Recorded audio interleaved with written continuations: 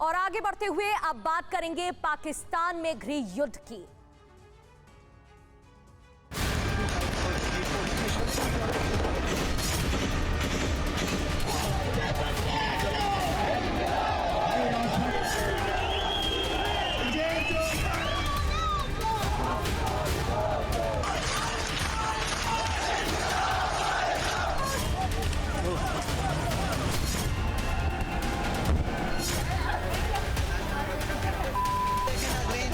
ये गोली लग गई है।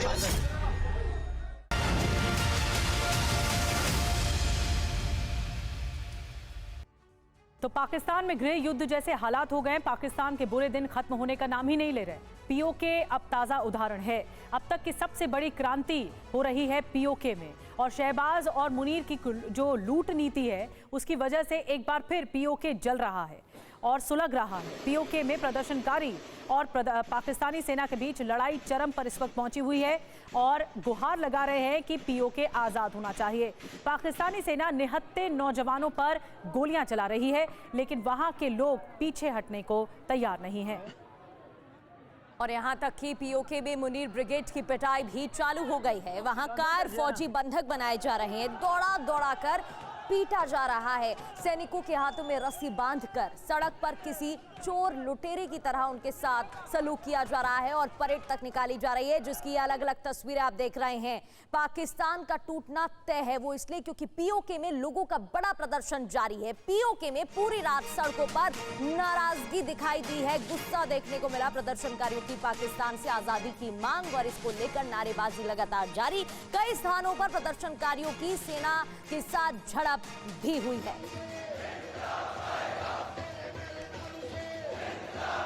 और तस्वीरें आपको मुजफ्फराबाद की दिखाएंगे, जहां पर शवों के साथ लोगों का प्रदर्शन जारी है।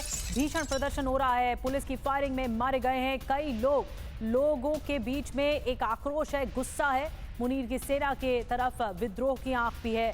मुजफ्फराबाद में देखिए कैसे सैकड़ों की संख्या में, हजारों की संख्या में लोग डटे हुए हैं और खास करके उन लोग जो लोग मारे गए हैं उनके शवों के साथ प्रदर्शन किया जा रहा है।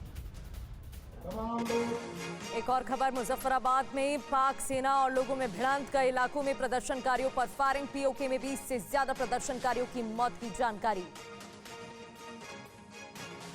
महंगाई और भ्रष्टाचार से जुड़े मुद्दों को लेकर लोग सड़कों पर हैं, प्रदर्शन कर रहे हैं। एएसी का प्रदर्शन लगातार जारी है। मुजफ्फराबाद वो इलाका जहां पाक सेना और लोगों में भिड़ंत तक हुई।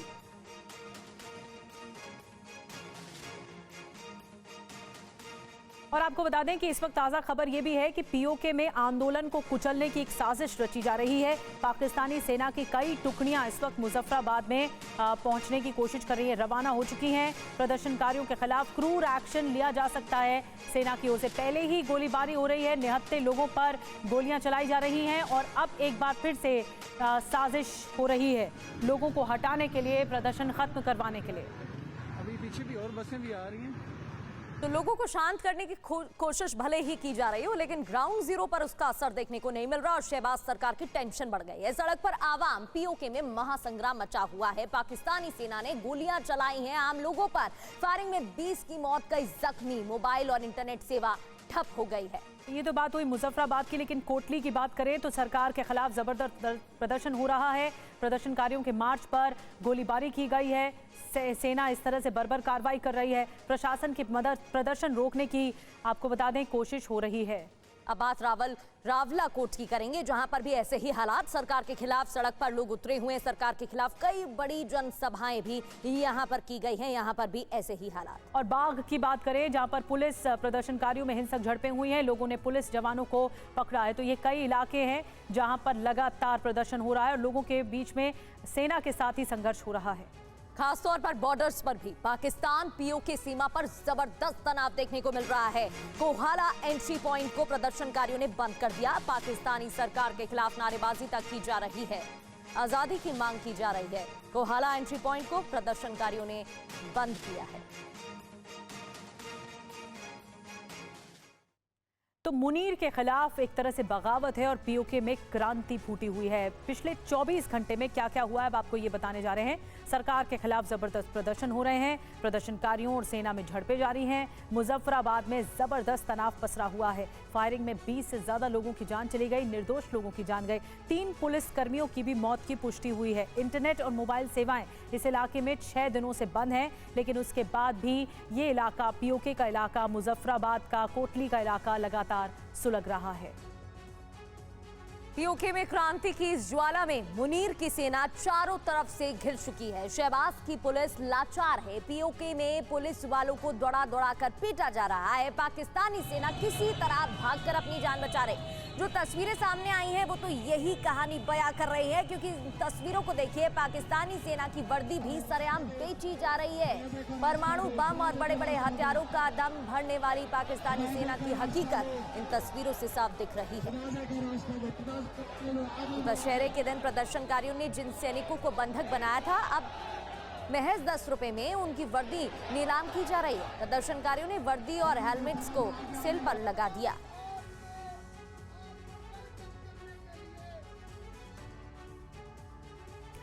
पाकिस्तान के कब्जे वाले कश्मीर में आज़ादी की मांग ने शहबाज और मुनीर की टेंशन बढ़ा दी है। पीओके जल रहा है। पीओके से जैसी तस्वीरें सामने आ रही हैं, उन्हें देखने के बाद यही सवाल लगातार उठ रहा है कि आखिर पीओके का अंजाम क्या होने वाला है। पाकिस्तानी सेना निहत्थे लोगों पर गोलियां बरसा रही है, लेकिन आज़ादी के लिए अड़े लोग पीछे हटने को तैयार नहीं है।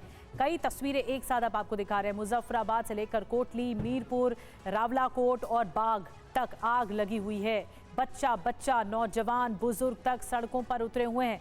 पाकिस्तान से आज़ादी लेने की ठान रखी है और पूरा पीओके सुलग रहा है। पीओके में सड़क पर उतरी जनता पर पाकिस्तानी सेना और पुलिस गोलियां बरसा रही है, बर्बरता कर रही है, लेकिन यहाँ के लोग इस बार आर पार की जंग के मूड में हैं।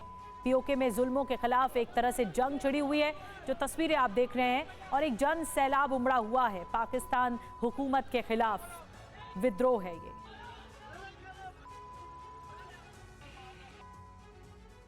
तो तस्वीरें आप अलग अलग स्थानों की देख रहे हैं, हालात एक जैसे हैं। पीओके की जनता आखिर गुस्से में क्यों है? क्या वो आज़ादी की जंग लड़ रहे हैं? इसकी वजह भी क्या है, आपको बताते हैं। कारण है, पाकिस्तानी संविधान के तहत पीओके पूर्ण प्रांत नहीं है। नागरिकों को पाकिस्तानी संसद में बराबरी का हक नहीं दिया जाता। स्थानीय विधानसभा और सरकार नाम मात्र की है, इसलिए लोगों में नाराजगी है। पीओके का नियंत्रण पाकिस्तानी सेना आईएसआई के हाथ में है।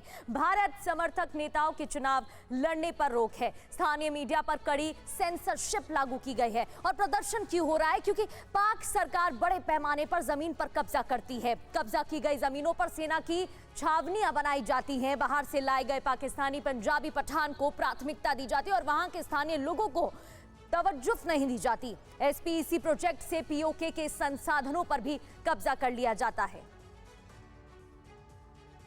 और बड़ी खबर यह है कि पीओके के हालात पर एमईए का बयान आ गया है। विदेश मंत्रालय के प्रवक्ता रणधीर जायसवाल ने कहा है कि पीओके में मानवाधिकार का उल्लंघन हो रहा है। पाकिस्तानी सेना बर्बरता कर रही है। पीओके में संसाधनों की लूट का ये नतीजा है।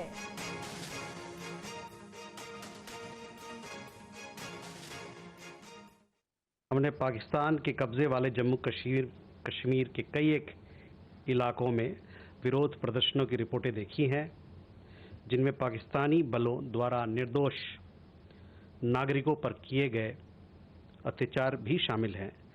हमारा मानना है कि पाकिस्तान के दमनकारी रवैये और इन क्षेत्रों से संसाधनों की संगठित लूट का स्वाभाविक नतीजा है और इन क्षेत्रों पर उसका जबरन और अवैध कब्जा अभी भी बना हुआ है। पाकिस्तान को अपने भयानक मानवाधिकार उल्लंघनों के लिए जवाबदेह ठहराना जाना चाहिए।